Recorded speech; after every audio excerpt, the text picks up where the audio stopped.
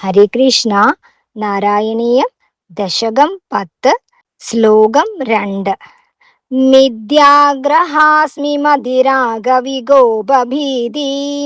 അജ്ഞാനവൃത്തിമിതി പഞ്ചവിധാം സസൃഷ്ട്വാ ഉദ്ദാമതാമസ പദാർത്ഥവിധാനധൂന തേനൈതൊധീയ ചരണസ്മരണം വിശുദ്ധേ.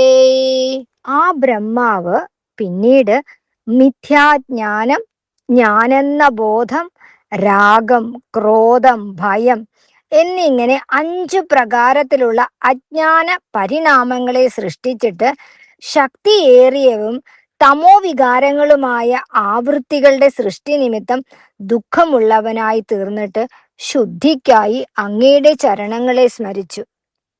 താൻ സൃഷ്ടിച്ചതെല്ലാം തമോ വികാരങ്ങളായി പോയല്ലോ എന്ന പശ്ചാത്തലത്തോടെ പ്രായശ്ചിത്തമായിട്ട് ഭഗവാന്റെ പദകമലങ്ങളെ സ്മരിച്ച് മനസ്സിനെ ശുദ്ധീകരിച്ചു.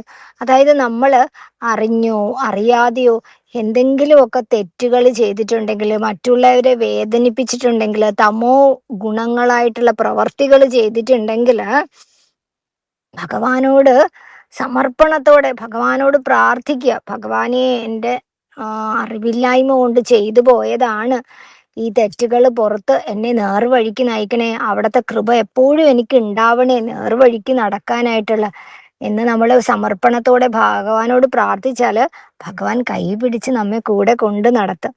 എല്ലാവർക്കും അതിന് കഴിയട്ടെ. ഹരേ കൃഷ്ണ. സർവം കൃഷ്ണാർപ്പണമസ്തു.